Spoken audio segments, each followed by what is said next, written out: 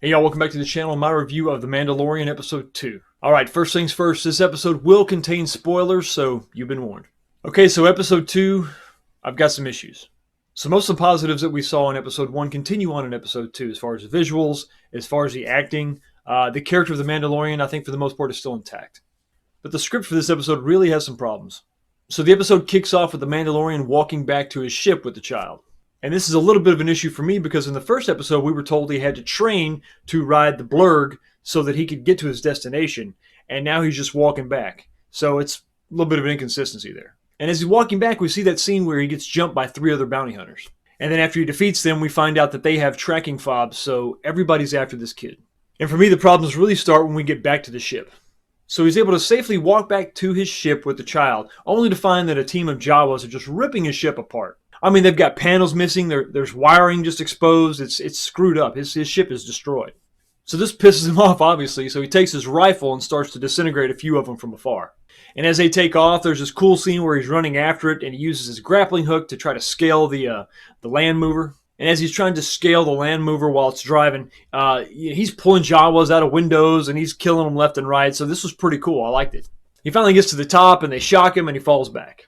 Now, at first I had an issue with this scene because while this is going on, the egg crib is following him with the child in it, which I thought was weird, but then later on in the episode, we find out that it's actually controlled by his gauntlet, so maybe it was just linked and it wasn't something he was actively trying to bring the kid along on this car chase scene. So then he wakes up, he goes back to his ship, it's completely destroyed, I mean, there's wiring hanging, I mean, the ship is wrecked. So then we go back to see the character that helped us in the first episode. He's like, don't worry, we can find the Jawas and we can trade and we can get your stuff back. It's not destroyed, don't worry, everything's fine, even though we saw massive holes in the ship and the engines don't work and there's controls are destroyed, his guns are missing, and, need I go on?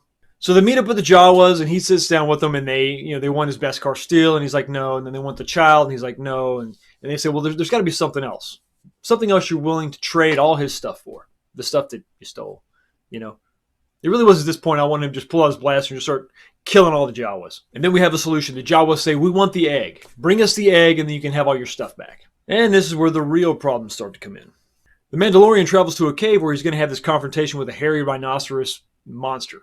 And he decides it's a good idea to bring the kid along. And when I saw this, I knew there was something up because it seemed like the camera focused on the kid just a little too long. And also the Mandalorian seemed to be pretty practical in his decision making, so I knew there was something going on here. So the fight with the mammoth rhinoceros kicks off with the Mandalorian being thrown out of the cave. And of course the rhinoceros comes out, the child's there, and the Mandalorian reaches for his rifle to take it down. And for some reason his rifle jams or doesn't work because it was just thrown in the mud, so that was a little silly. And then I guess he lost his blaster in the cave, so he doesn't have that either. So he's getting tossed around like a rag doll, he's getting hurt. The parts of his armor that aren't Beskar steel are damaged. So as the mammoth rhinoceros begins to make its final charge, he's really down to just a knife. So as he stands there at the ready, as the rhinoceros mammoth is charging at him, he's got his knife, and we're going to see, I'm waiting for, okay, what is he going to do? He's going to pull off some kind of cool trick. He's going to do something, some kind of sweet Mandalorian ninjutsu or something. We have the ridiculous scene of Baby Yoda lifting his hand to stop the rhinoceros and to actually levitate it. And he does this long enough for the Mandalorian to get his bearings and then stab it in the neck. One fatal stab and it's down, it's done. And then we see that Baby Yoda is passed out from, I guess, the physical exertion of using the Force. So now the Mandalorian goes back in the cave. He finds this fur-covered egg. He takes it back to the Jawas, who immediately just cut it open and start eating this raw egg. So now the Mandalorian, Quill, and the child, armed with all of his parts, go back to the ship. And, it looks like a daunting task. I mean, it's destroyed. And Mandalorian even says that, without a dock and all the tools and a fully furnished shop, there's no way we can get this done. It's going to take days. And then Quill says, listen, as long as you're willing to help, this shouldn't take that long. So in what feels like just a night, they completely rebuild the ship. I mean, they completely rebuild it. All the panels go back on. All the wiring is fixed. The ship fires right up. It looks like it did in the beginning of the episode. It's completely unrealistic. And by the end of the episode, they just fly off into space, and that's where we're left. So like I said, my problems with this are really with the script. The decisions that are made, they just seem really unnecessary. All the restraint that I praised in the first episode is for the most part gone in this one. I mean, the whole shootout scene in the first episode didn't take that long, so why wasn't Quill just waiting for him with the blurg when he got back? Where was the blurg that he used to get there? Because Quill just took one blurg. We should have seen him saddled up, riding the blurg back to his ship. So when we get back to the ship and the Jawas are there, why do they have to completely destroy the ship? Why couldn't they be stealing maybe 4 or 5 very vital components that make the ship fly? So it could have been a mission to retrieve a few vital parts, not the whole damn ship. And if you want to imply that this child, this infant, has force powers, it could have been done in a very subtle way. The way they did it was so over the top, it was really unbelievable.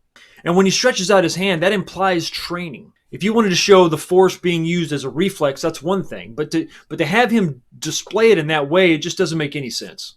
And then having him go after an egg and find out that the egg is really just an egg, and they just cut it open and eat it raw right then and there. It's such a just a waste. The egg could have been something else. It could have been something valuable, something powerful. Maybe some kind of a fuel source for their Land Rover. I don't know. And then with all the crazy damage that they showed in the ship, they're able to go back and overnight just fix it and everything's fine. And then to cap it all off, this episode is actually 7 minutes shorter than the first episode.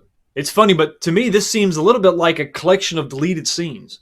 And when you look at it from start to finish, there's really no stakes. The only reason for this episode to exist is for the child to show us that he's got force powers. So we can see that Disney is doubling down on this idea that people just have the force, they can use the force, they don't need to be trained.